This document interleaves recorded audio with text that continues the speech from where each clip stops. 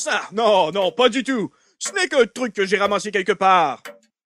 Non, je suis venu te voir parce que j'ai une super méga idée pour un nouveau produit du tonnerre et j'aimerais ton avis. OK.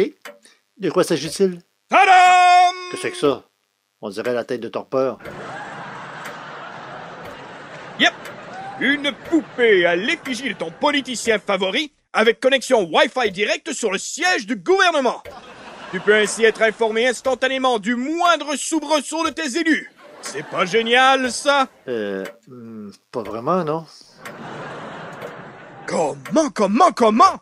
On doute, on tergiverse, on se tâte, voire on méprise. Songe qu'ainsi branché 24 heures sur 24, 7 jours sur 7, 365 jours par année sur les manigances étatiques. Plus de danger de te faire passer un sapin. Songe que tu seras au courant de tous les copinages, de toutes les malversations.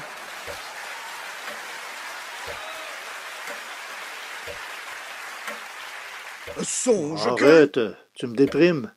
Déjà que ça n'allait pas très fort. En effet. Maintenant que je te regarde, t'as la mine basse, mon vieux. Faudrait la ramasser. Et qu'est-ce qui te tracasse? Oh, c'est le boulot. Ma chronique doit porter sous la dentelle, et tu sais, moi, la dentelle... Quoi? Mais c'est joli, la dentelle! Ni pas. Mais là se résument mes connaissances sur le sujet. C'est beau, c'est blanc, et c'est plein de trous. Oui, bon. Ben, vu sous cet angle... Et toi, tu y connais quelque chose à la dentelle? Moi? Oh non! J'ai bien 2 de mes tantes qui en vendent, mais c'est tout. Si tu veux, je peux toujours m'informer auprès d'elles. Tu ferais ça pour moi? Bien sûr! À quoi servent les copains? Ben, merci, mon vieux. Tu es certain que je ne peux pas t'intéresser à mon effigie de... Non, merci. Toutefois, j'aimerais bien avoir ton bout de bois. Mais pourquoi faire? Plus je le regarde, et plus j'ai l'impression qu'il s'agit d'un berceau de chaise berçante. Ma chaise est estropiée depuis que Picard l'a jetée sur le dos. Ça me permettrait de la rafistoler. Il aime bien cette chaise, Picard. Tu me l'offres? Bien sûr, tout pour plaire à Picard. Tiens, Je te dois combien? une invitation à ton réveillon de Noël. Marché conclu. On serait ainsi au moins 2. Allez, je file. J'ai encore des clients à voir. Baisse-toi bien. Merci.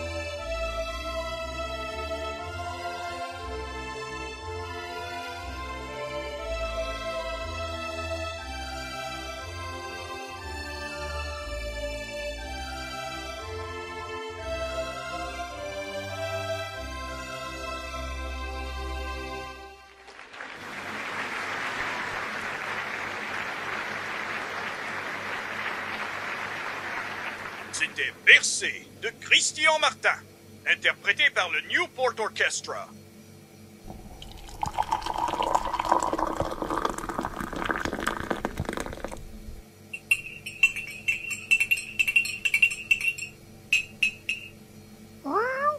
J'ai téléphoné à Mac pour qu'il vienne rafistoler ta chaise. T'es content?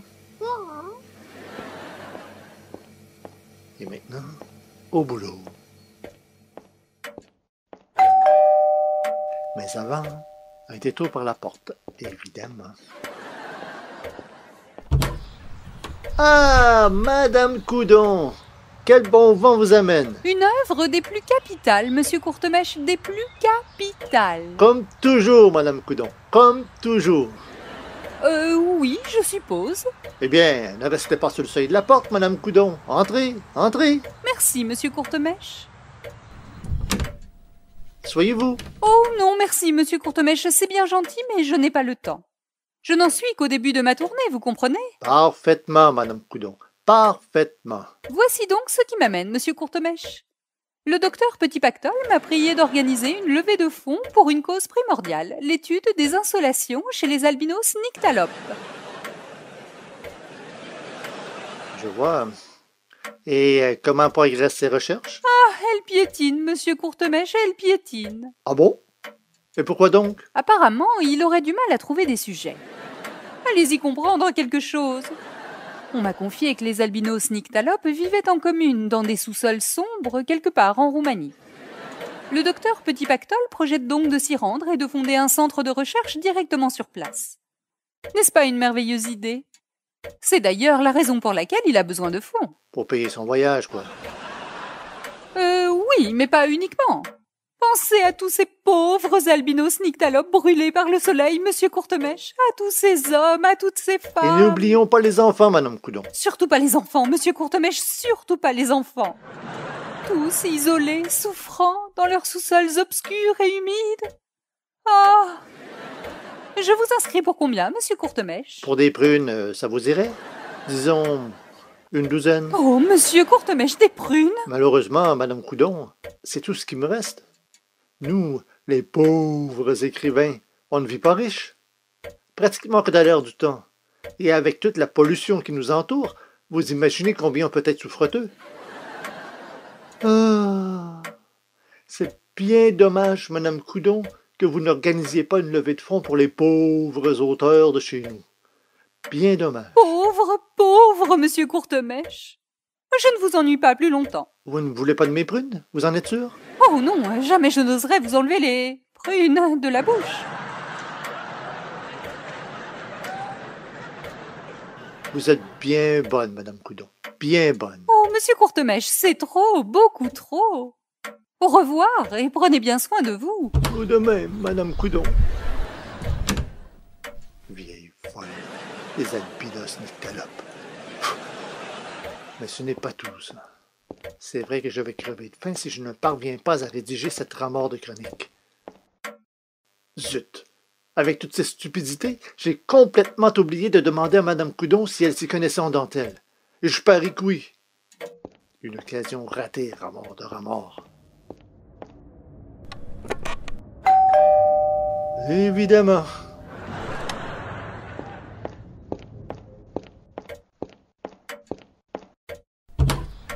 Hey, tu m'as appelé, mon vieil?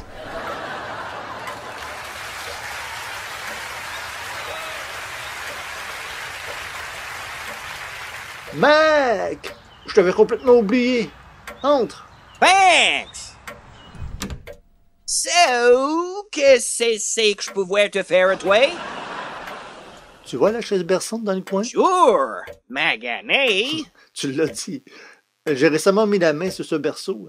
Tu crois que tu pourrais t'en servir pour réparer la chaise? Of course, pas de problème. Parfait. Je te laisse travailler. Pendant ce temps-là, je vais essayer d'écrire cette fichue chronique sur la dentelle. Tiens, j'y songe. Par hasard, tu ne t'y connaîtrais pas en dentelle, Mac? Le dentel, sure. Tu t'y connais? Sure, à mon mère était une grosse spécialiste. Génial. Suis-moi dans mon bureau et dis-moi tout. Ah, et la chaise? Plus tard. Plus tard.